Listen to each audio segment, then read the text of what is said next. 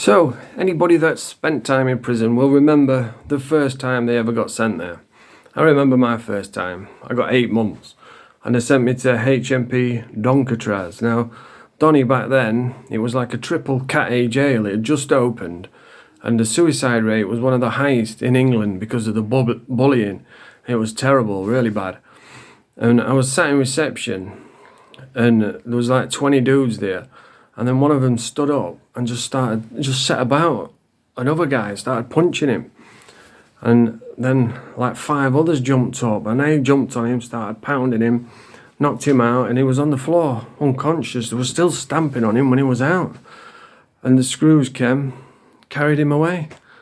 And I thought, Jesus. And everyone was celebrating, shouting, "Hey, one off." I thought, my God, this is brutal.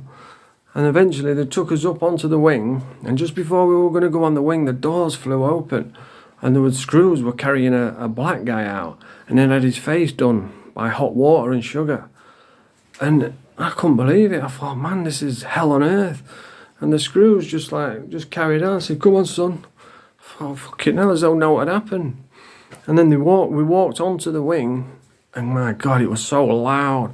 Banging, boom, boom. There were no TVs back then, so everyone just used to scream and shout.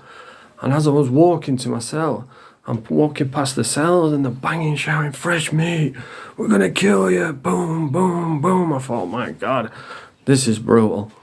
And I got to my cell and I thought, I'm not going out there. I sat in my cell for like 2 days straight until eventually I was so bored I had to go out.